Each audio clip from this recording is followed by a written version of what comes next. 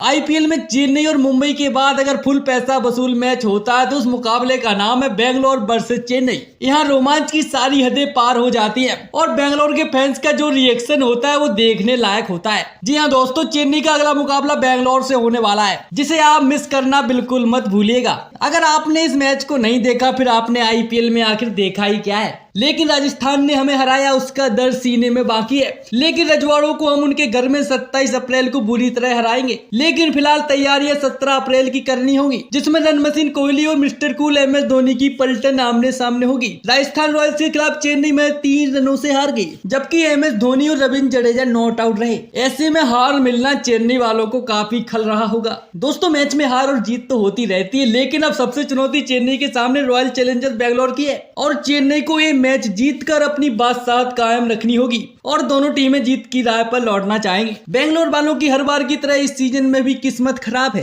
और पिछले मैच में निकोलस पूरन और मार्कस स्टोइनिस ने इतना मारा कि बेंगलोर वालों का पिछवाड़ा लाल हो गया और चेन्नई वालों से लाल करवाने के लिए लाइन में लगे हुए हैं। और जब भी चेन्नई का मुकाबला बेंगलोर से होता है तो आरसीबी के फैन अंडर प्रेशर आकर कपड़े फाड़ने लगते हैं। इस लपका लप की प्रतियोगिता में कौन बाजी मारेगा ये आप तब समझ पाएंगे जब हम आपको बताएंगे इन दोनों टीमों की प्लेइंग 11। लेकिन उससे पहले हमें पिछले आंकड़ों पर भी तो नजर डालना है। तो भैया चेन्नई वालों ने बेंगलोर वालों की हर बार बैंड बजाई है। ये दोनों टीमें 30 बार आमने सामने भिड़ चुकी हैं, जिसमें चेन्नई ने 19 बार जबकि बेंगलोर वालों ने 10 बार मुकाबले को जीता है। इसके अलावा एक मुकाबला टाई भी रहा है। लेकिन इस सीजन में एक बार फिर यानी कि 17 अप्रैल को दोनों टीमें फिर से आमने सामने होगी। चेन्नई ने 4 मुकाबले खेलकर 2 मुकाबलों को जीता है और पॉइंट्स टेबल में 5वें नंबर पर है। तो वहीं बेंगलोर वाले 3 मुकाबलों में केवल 1 ही जीत पाए हैं और पॉइंट्स टेबल में 7वें नंबर पर बैठे हैं। बेंगलोर वाले सीजन की शुरुआत तो जीत के साथ करते हैं, लेकिन फिर इनकी गुब्बारे की तरह हवा निकल जाती है। ऐसा भी नहीं है कि बेंगलोर कमजोर है,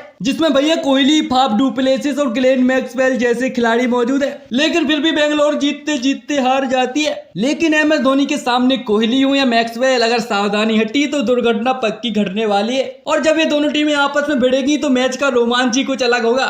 लेकिन भैया चेन्नई के खिलाफ बेंगलोर वाले टोटके आजमाने में लगे हैं। सुना है चेन्नई के खिलाफ कोहली एंड कंपनी अपनी जर्सी बदलेगी, लेकिन भैया रंग बदलने से रिकॉर्ड नहीं बदलते। खैर छोड़ो और जानते हैं दोनों टीमों की प्लेइंग 11 के बारे में। आखिर धोनी और कोहली किन 11 खिलाड़ियों के साथ मैदान पर उतरने वाले हैं, लेकिन उससे पहले डिवॉन कॉनवे और फाफ डू प्लेसिस में से आप सबसे खतरनाक ओपनर खिलाड़ी किसे मानते हैं, कमेंट करना बिल्कुल मत भूलिएगा। और हाँ, अगर आपने हमारा चैनल अभी तक सब्सक्राइब नहीं किया है तो जरूर कर ले, ताकि आपको आईपीएल की अपडेट सबसे पहले मिलती रहे। और सबसे पहले हम रॉयल चैलेंजर्स बैंगलोर की प्लेइंग 11 के बारे में बात करते हैं। तो भैया बेंगलोर की ओपनिंग जोड़ी इतनी स्ट्रॉन्ग है जैसे कि बारिश में पड़ा सीमेंट हो जाता है, जिसमें 2 दिग्गज खिलाड़ी जो इंटरनेशनल लेवल पर कप्तानी कर चुके हैं, यानी कि किंग कोहली और फाफ डू प्लेसिस पारी का आगाज करेंगे। दोस्तों, सभी 10 टीमों में अगर सबसे मजबूत ओपनिंग जोड़ी की बात की जाए तो वो है बेंगलोर की, लेकिन ये ओपनिंग जोड़ी लंबी पार्टनरशिप करने में नाकाम रही है और इस गाड़ी का एक पहिया जल्दी पंचर हो जाता है। इसके अलावा ये दोनों खिलाड़ी ऑरेंज कैप की रेस में टॉप 5 में शामिल है। इस सीजन में कोहली 164 जबकि फाफ डू प्लेसिस 175 रन ठोक चुके हैं और चेन्नई के खिलाफ ये ओपनिंग जोड़ी लंबी पार्टनरशिप करना चाहेगी जो चेन्नई का सरदर्द बढ़ा सकती है। जबकि बेंगलोर की ओर से तीसरे नंबर पर ग्लेन मैक्सवेल शामिल है, जिन्होंने लखनऊ के खिलाफ अपना पुराना रंग दिखाना शुरू कर दिया है, जिन्होंने 29 गेंदों में 59 रनों की ताबड़तोड़ पारी खेली थी। इसके अलावा दोस्तों चौथे नंबर पर माइकल ब्रेसवेल बल्लेबाजी करने उतरेंगे,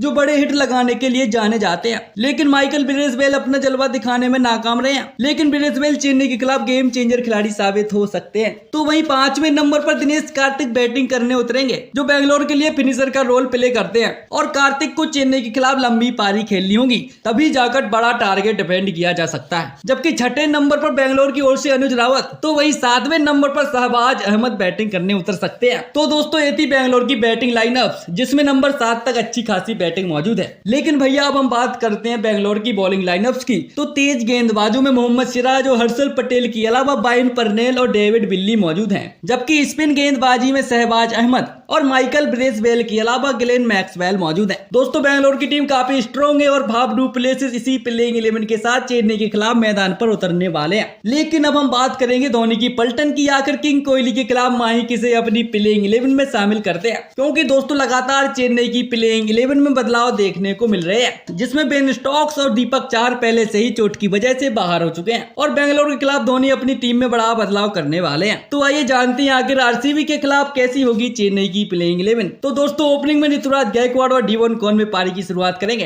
राजस्थान के खिलाफ ऋतुराज गायकवाड़ गलती करके जल्दी आउट हो गए थे, जबकि डेवन कॉनवे ने शानदार पारी खेली थी और बेंगलोर के खिलाफ इस ओपनिंग जोड़ी को लंबी पार्टनरशिप करनी होगी। इसके अलावा दोस्तों तीसरे नंबर पर अजिंक्य रहाणे नजर आएंगे, जो पतले जरूर हैं लेकिन गेंदबाजों की अच्छी पिटाई करते हैं और धोनी ने टेस्ट बल्लेबाज को 1 नंबर का T20 खिलाड़ी बना दिया, इसे ही मिस्टर कूल कहते हैं। जबकि चौथे नंबर पर भैया शिवम दुबे अपनी तबाही मचाएंगे, लेकिन दुबे जी का बल्ला रन बनाने में नाकाम रहा है। शिवम दुबे को एक बड़ी इनिंग्स खेलकर अपनी फॉर्म को पकड़ना होगा। तो वहीं 5वें नंबर पर मोइन अली मौजूद हैं और मोइन अली लगातार रन बनाने में नाकाम रहे हैं। इसके अलावा लखनऊ के खिलाफ तो बॉलिंग शानदार की, लेकिन रजवाड़ों के खिलाफ एक ही विकेट निकाल सके। अब मोइन अली को अपने बल्ले से रन निकालने होंगे, तभी कुछ हो पाएगा, नहीं तो लाइन में और भी प्लेयर मौजूद हैं। इसके अलावा गुरु छठे और 7वें नंबर पर, हाँ वहीं जो राजस्थान के खिलाफ नॉट आउट रहे, जी हाँ जय और वीरू फिर से अपनी जिम्मेदारी संभालेंगे। उम्मीद है कि जडेजा और धोनी राजस्थान वाली गलती बिल्कुल नहीं करना चाहेंगे, क्योंकि ऐसा पहली बार हुआ है कि धोनी और जडेजा नॉट आउट हैं और फिर भी चेन्नई मैच हार गई। तो दोस्तों चेन्नई इसी बैटिंग लाइनअप के साथ मैदान पर उतरेगी, जिसकी बैटिंग काफी स्ट्रॉन्ग है। और अब हम बात करते हैं चेन्नई की बॉलिंग की, जिसमें बदलाव देखने को मिलने वाले हैं। तो तेज गेंदबाजों में आकाश सिंह और तुषार देशपांडे के अलावा सिसांदा मगाला की जगह राजवर्धन हैंगलेकर को मौका मिलने वाला है, क्योंकि दोस्तों बड़ा पाव मगाला देखने में तो भारी मोटा है, लेकिन बॉलिंग में फ्लॉप साबित हुआ है, जिससे बेंगलोर के खिलाफ मगाला की छुट्टी बिल्कुल तय है और इनकी जगह पर इंपैक्ट प्लेयर के रूप में राजवर्धन हैंगलेकर को शामिल किया जा सकता है। जबकि स्पिन बॉलिंग की जिम्मेदारी सर रविंद्र जडेजा निभाएंगे, जिनका साथ महेश तीक्षाना और अनुभवी मोइन अली देते हुए नजर आएंगे। तो दोस्तों चेन्नई और बेंगलोर 17 अप्रैल के हाई वोल्टेज मुकाबले में इसी प्लेइंग 11 के साथ मैदान पर उतरने वाले हैं। इस हाई वोल्टेज मुकाबले में दोस्तों आप किस टीम को सपोर्ट करना चाहेंगे कमेंट करके जरूर बताएं। और हाँ, अगर आपने हमारा चैनल अभी तक सब्सक्राइब नहीं किया है तो जरूर कर लो भाई, ताकि आपको IPL की अपडेट सबसे पहले मिलती रहे।